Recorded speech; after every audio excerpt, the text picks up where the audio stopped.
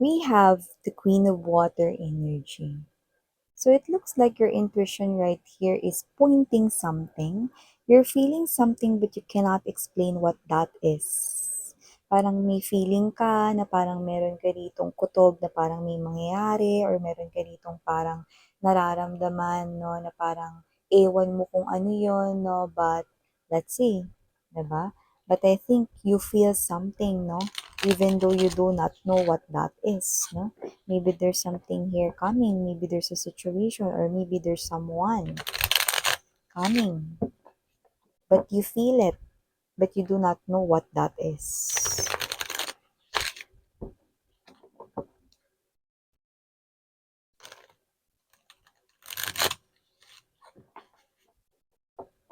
Okay, let's go.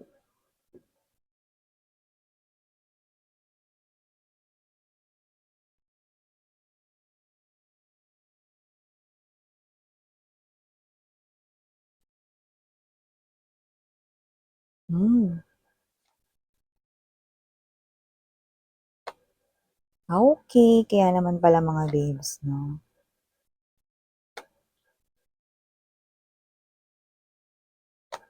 Oh,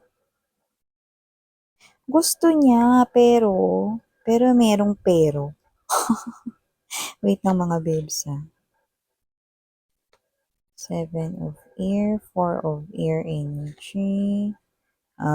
Eight of air energy. Okay. Yan, no? Okay.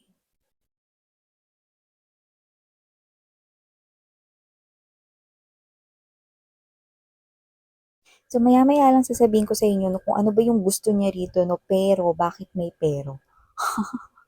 So, hi and hello there, collective. My name is Yan. Welcome new subscribers. Tuloy kayo at you can bring here your other loved ones, friends, families, no, jowa, no, at kung sino man diyang crush ninyo. Crush.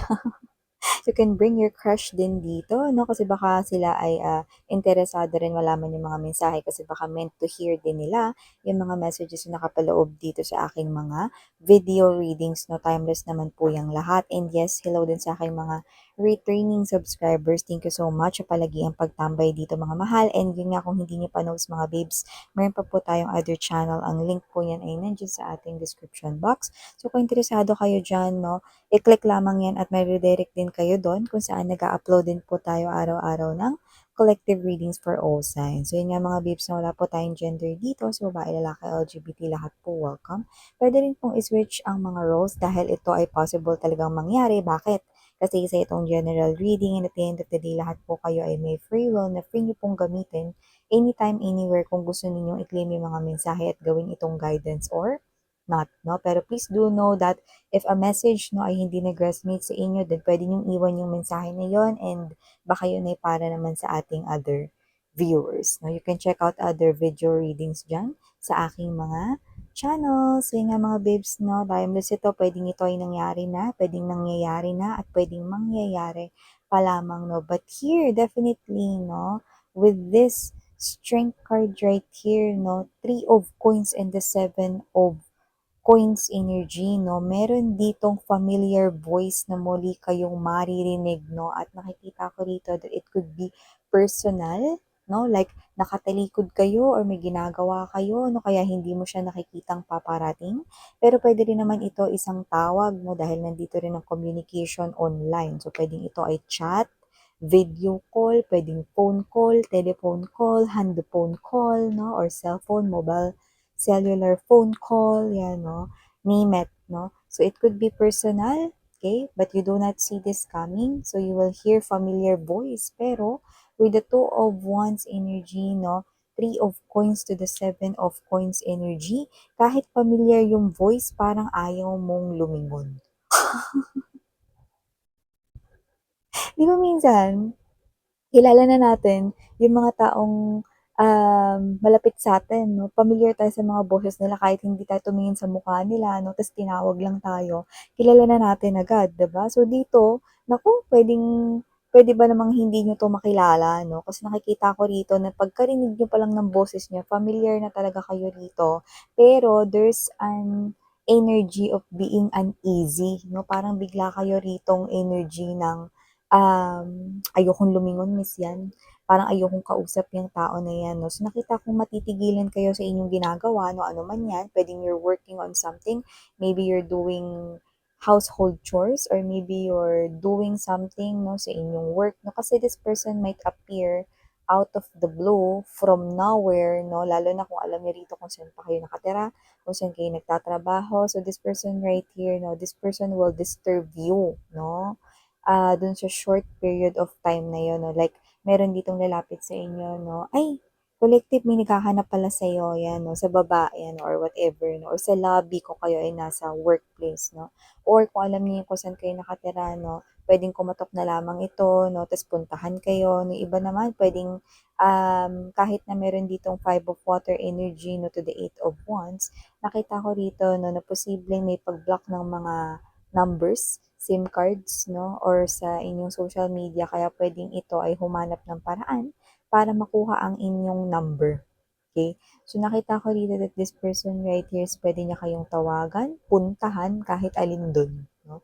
Pero more likely, you're gonna hear this person's voice once again. No? Wherein, ayaw mong tingnan yung mukha niya kahit nakilalang kilala mo kung kaninong boses yon. At boses yon, no, walang iba kundi 6 of water energy, full of strength card energy, no? Pwedeng ang energy nitong tao na to, no, pag lumapit siya sa inyo, pwedeng magbakal-bakal siya or mautal-utal siya rito, yung parang nabubulol-bulol, parang nag-jumble yung mga words, parang kala mo, no, nag-ikot-ikot yung dila niya rito, no, because kung sino man tong energy na to, this person is coming in with the strength card energy not enough confidence, no? But this person here feels like he or she has to do it, no? Bakit may ganong klase ng energy, no? Love. 8 of wands energy. 5 of water energy, no? Gusto niya talaga rito mga babes, no? Na kamustahin kayo, yun 'no. Gusto niya kayong kamustahin dito 'no, gusto niya malaman rito 'no, kung kamusta ka na, okey ka lang ba ngayon, ano na nangyayari sa life mo 'no. Kung sino man 'tong mga babes na malabong hindi mo talaga siya hindi makilala dahil with love 'no, look at that, I'm seeing lion right here 'no. Nakita ko na kung sino man 'tong energy na 'to 'no, buong tapang 'no, nalalapit siya rito sa inyo kasi parang wala siyang choice. Kasi ito ay bugso ng damdamin, 'no. So, nakita ko dito na minsan mo rin na, nakasama itong person na 'to 'no, sa tinatawag na love and relationship. Kaya kung sino man 'tong energy na 'to 'no, this person here 'no, kahit nakapikit ka, kilalang-kilala mo 'yan 'no. Gusto ko kasi talaga niya ritong kamustahin, gusto niya malaman rito 'no, kung okey lang ba kayo, how are you doing here with your life right now, are you already in a relationship, 'yan 'no, and yun nga 'no, pinakagusto niyang malaman dito 'no, is kung kamusta ka 'no, simula ng kayo ay naghiwalay, ayan 'no. So, nakita ko dito that this is definitely here your ex-lover, ex-husband, ex-wife, name it. If you're not married with this person here, puwedeng ex ka live-in, puwede rin naman na ex-boyfriend, ex-girlfriend 'no. No matter how time period you've spent 'no, with each other in the past, it is really counted that you've invest a lot 'no, ng sarili mo dito sa tao na 'to 'no. Inalagaan mo siya, you give your all 'no, to show this person here that you love him or her, that this person here is someone na you're grateful for noon nung mga time na yun 'no, because this person here is meron siya ritong mga nagawa din for you guys 'no, kung saan naramdaman mo rin 'no, na ikaw ay puwedeng mahalin 'no, but there's a separation. So, whatever that situation is, lumalabas yun dito bilang 7 of air energy, 4 of air to the 8 of air energy. So, gusto niya kayo rito kamustahin, no? Gusto niya kayo ritong makausap 'no, pero tingnan mo 'yan 'no, nakikita ko rito na kung sino man 'tong energy na 'to mga babes 'no. Kaya medyo natagalan siya ritong makalapit at makausap kayo muli 'no, dahil siya mismo ay iniiwasan niya rito ang truth, 'yan 'no. Yung truth kasi na yun 'no, na bumabagabag sa kanya at nagpipigil siya kanya rito na dapat ay matagal ka na niyang nakamusta, is meron siya ritong, ginawa 'no, na bagay noon 'no, na yun yung pumipigil dito 'no. More likely, parang meron siyang pinush na desisyon or puwede rin namang meron siyang ginawa na aksyon 'no, before kung saan, nagpadalos-dalos siya doon at hindi siya nakapag-isip, 'no? Kasi kapag ang 8 of Air energy ay nakuha mo ng upright position, 'no, kabilang na rin at kasama ng ibang mga katabi niya ritong mga energies, 'no, possible na itong tao na 'to 'no, is nag-isip ng medyo matagal, 'no? Pero dito parang based on his or her, um energies 'no, sa past, nakita ko rito na parang nagmadali siya or kung hindi siya nagmadali, hindi niya napag-isipan yung mabuti 'no. Maybe this person here pursue, yeah, I'm getting that word pursued. May pinursue siya na something na posibleng na-neglect niya kayo, na posibleng hindi kayo yung pinili niya. So it could be, anything 'no, puwedeng yun ay pinili niya yung trabaho niya, pinili niya yung pangarap niya, o may pinili siyang ibang tao, ayan 'no. So, mix-mix tayo dun, 'no? So, mixed energies tayo dun kaya naman it's up to you kung gusto niyang take or not, 'no? But here, nakikita ko dito that with the 7 of Water energy, Hermit na 9 of Water right here, nakikita ko na alam mo yung energy niya 'no, is sobrang gusto ka niyang kamustahin to the point na parang kahit hindi mo na kailangan 'no, na marinig pa yung boses niya or kahit na wala lang sa'yo na kamustahin ka niya rito, wala, eh. This is bugso of damdamin. This is something here that he or she wants to know. If you're okay, how are you right now, yan 'no. Wala siyang pakialam kung close yung door mo for him or her 'no. It's just that this person here is someone 'no, feeling guilty kung ano man yung kanyang nagawa rito 'no. At hindi lang feeling guilty, feeling regretful kasi ito sadness 'to, eh, 'no. May sadness sa kanyang eyes, may sadness sa kanyang energy 'no. Kaya nakikita ko rito na posibleng this person right here puwedeng araw-araw niya rito 'no, na pinagsisisihan yung pinursue niya rito over you guys 'no.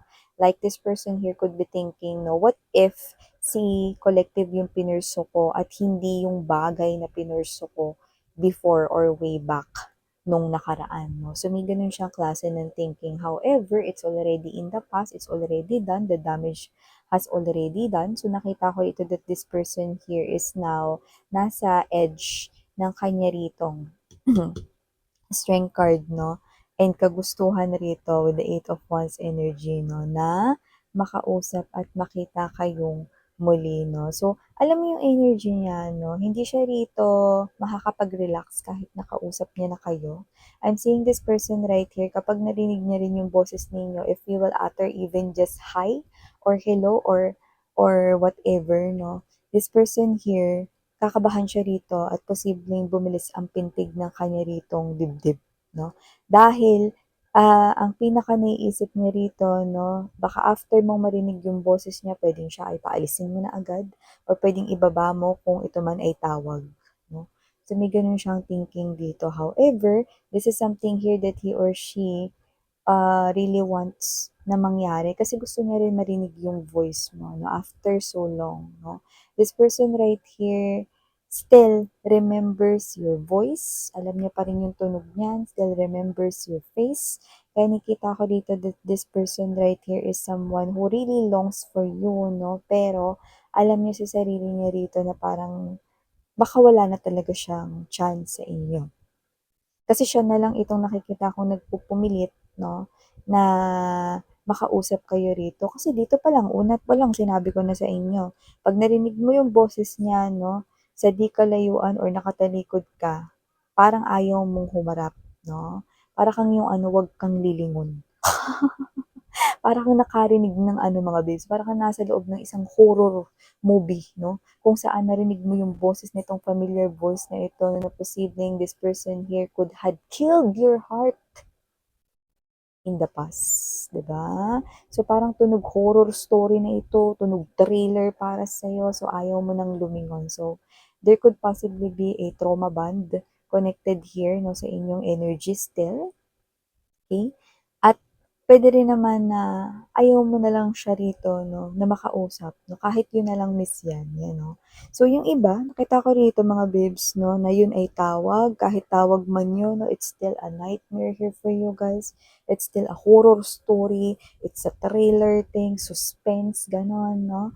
Pero nakita ko rito na may energy rin talaga na yung iba sa inyo possible na you're gonna hang up no? Papatayin niyo na lang ang inyong cellular phone after hearing this familiar voice of your ex na because you do not want to hear any explanation from him or her. Bakit ngayon? Diba? Hindi ko naman kailangan yung explanation na yan. Yan, no? So, yung iba naman dito, mga babes, no, may chance na pakinggan nyo pa rin siya, no? Pero after that conversation, wala lang. Nothing will change. Okay? It's just that, okay, pinagbigyan ko na siya, sinabi niya rito explanation niya, nakinig ako, pero wala talaga akong masasabi. Ano. So maybe you're doing okay right now because in your energy, I'm seeing that you are someone here who is exploring your own life, no? At ewan ko lang dito, pero parang may energy rito, may mga pinagbawalan siya rito noon na kahit naman hindi naman yun kalabag-labag, no, ng mga dapat mong gawin, pinagbawal niya pa rin, no? Like, pwedeng yun ay, oh, wag kang lalabas, ganito, ganyan, no? So parang kahit na, ha? Wala namang masama lumabas with friends or wala namang masama kung pumunta ako rito alone yan, 'no. So, parang may mga bagay na ayaw mo na magbalik sa dati na, "Ay naku, baka pigilan na naman ako ng tao na 'yan. Ay naku, baka ganito na naman," 'no. So, I think isa 'yun sa mga dahilan kung bakit parang may, energy ka talaga na ayoko na makipag-usap diyan, miss 'yan, 'yan 'no. So, yeah, it's up to you mga babes 'no, pero wala kang magagawa kasi nakikita ko siya rito 'no, na papunta talaga sa direksyon mo. Para siya ritong multo na biglang susulpot sa inyong harapan, 'yan 'no, or maririnig niyo ulit yung boses niya rito 'no, "Ay buhay pa pala 'to." May gano'n kayong klase ng energy. But it's up to you mga babes 'no, I know you know what you want to do and kung ano yung desisyong gagawin ninyo, so hahayaan ko na kayo diyaan. So maraming salamat again, I'm Yuriana on Sarang Heal Love and Light. Ano